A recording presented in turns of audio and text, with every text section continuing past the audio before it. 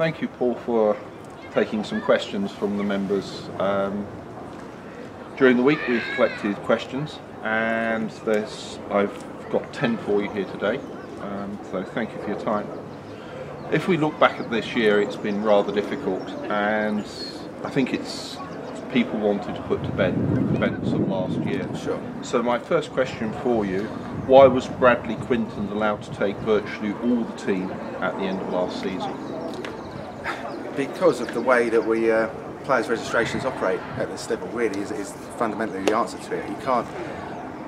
Players stop being registered to the club at the end of the season. In the closed season, they're free agents to do whatever they want, really, unless they're contracted, and we don't work with too many contracted players.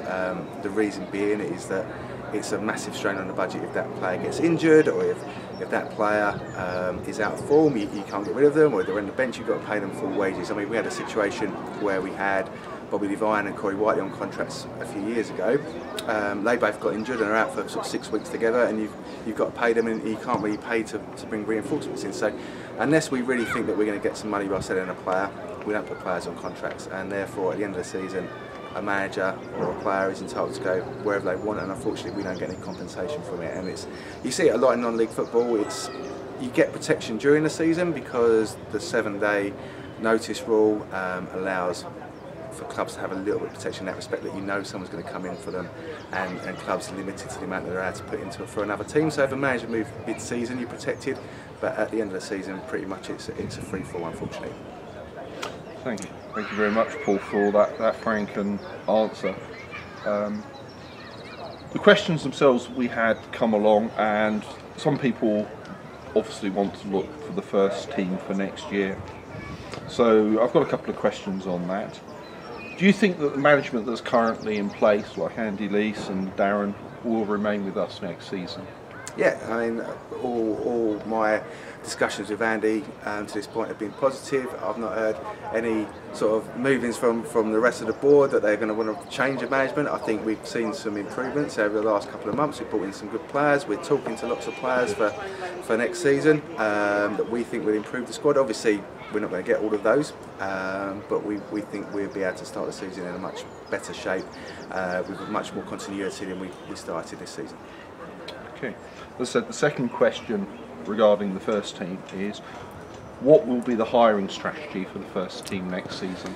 So the hiring strategy will be to try our best to keep all the players we want to keep in the first instance. That's fundamentally what we want to do, and we want all the players that Andy wants for next season to stay. And then we'll look at where we feel the squad needs improving, and we'll target individual players. And we've already started to target some of those. There's always some others that pop up pre-season unexpectedly, or players that come for trial that we don't even know exist yet, that could well form part of the squad. But the first thing is to make sure that we keep all the players that we want to keep for next year. Thank you very much. That's the end of the two questions for next year. They are a consolidation of the questions that have been asked. There were other questions asked, but hopefully those questions would have been answered in those replies. The next set of questions are club related, so they're more about the management and our identity, if you like. So the first question I have for you is, Paul, do you see that the supporters' own model will be sufficient for us in the Conference South and the Conference? If not, is the club already thinking about to change the model? I think I've gone on record and said this before. I think the supporters' own model can survive definitely in National League South. I think there's clubs with lesser resources than us and lesser fan bases and no real money men that survive and thrive at Conference South. So I don't see any reason why we couldn't flourish in that division. I mean, before their new chairman came aboard, Wealdstone pretty much had a fan-operated model. East Thurrock do very well on limited resources there, so I don't see any reason why we couldn't flourish at that step. National League is now pretty much a full-time league. It would be a challenge for us to get there in a short period of time as a fan-owned club, I think, and we'd maybe, if we sailed through Conference South, we were promoted, then we'd have to look at how we fund ourselves at that sort of level. I think you can be sustainable as a fan-owned club. I don't think it's impossible, but it would be very, very hard to do it. I think look at Bourne Wood as a good example. They bring a lot of revenue into the club through non-football related activities, sort of non-first team related activities. So they're higher their facilities, their college scheme. They run a club at conference level on very limited crowds, and to my knowledge, the chairman doesn't put in hundreds of thousands of pounds. So it can be done. At Conference South, it's definitely very doable. At National League, I think it would be a challenge, but something that we wouldn't be afraid to do, and hopefully we'll be in that position to have a look at it. Okay, so that's really the first one about the running and our identity. The second one really is about the running and the club. So the question is, Paul, huge thank you for all you do for our club. Here, and I reiterate that myself. Thank you. I'd like to understand more about the finances and where the money goes.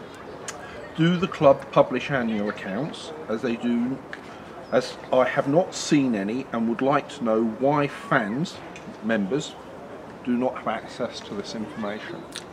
Well, members do. We do publish accounts, separate accounts for the ETFC Limited, who effectively run the first team. It's the company that we put all the first team accounts through, and for the society, which is obviously where members put their donations in and the like, and we've got our community shares under the society side of things as well. So we operate two different companies. We do publish accounts here at Companies House, but equally at the AGM we discuss them with all the members. We're very transparent with them. If someone is a member and wasn't at the AGM and wants to see them, if they just drop the club a line, we'll happily send copies of them to them. Yeah. Most of the members that's provided email accounts receive emails from David Bryant. If they wish to have that type of information, please use that email. Yeah, and I and David will see it. Yeah, yeah, and the website. Yeah. And I and David will see that it's forthcoming. The next two questions I've got for you really are the same questions, but I will ask them separately. It is obvious we desperately need a new bar clubhouse. Have we any plans for a new facility in the immediate future? And the same question a different way. Any more news on the new clubhouse? Yeah, well, I agree. For bigger games, it's a squeeze up there. I think if we're getting 350, 400, we cope very well with that facility. Anything over 500, and it is a massive squeeze, and we do struggle to get people served at peak times. Equally for income streams, away from match days, it would be good to have a bigger facility for us, but we've costed out a site where the turnstiles are, where people come in, and that would probably be looking at about £500,000 to get what we wanted in there. So we're at very early stages as well of looking at a feasibility to do something over the far side, perhaps with a bigger stand and some community side of things. So we've had some very initial talks with people, and are going to sort of look to explore that over the next 6 to 12 months. Now we've got Christine on board with her knowledge of how things work from a council point of view as well. We hopefully to tap into that. But yes, it is in our strategy. Will it happen in the next 12 months? No. Will we hopefully be further along the line with that? Yes. Thank you very much for that answer. The seventh question I have for you is, do we have any plans to develop the stadium to meet higher ground grading standards? And by that I think they mean the pitch, and they mean the ability to cover stands and so on. For National League South, if we were to be promoted, we would need another 100 or so seats over the far side, and we'd need another 3 turnstiles, and we'd need the ability to be able to segregate. Basically, that's fundamentally what we need for the next level. There's not too much more that needs to be done with the ground for that. We could look at doing it now and make sure we're ready. Unfortunately, we wouldn't be able to get match funding or grants to support that, because we don't need it for the level we're at.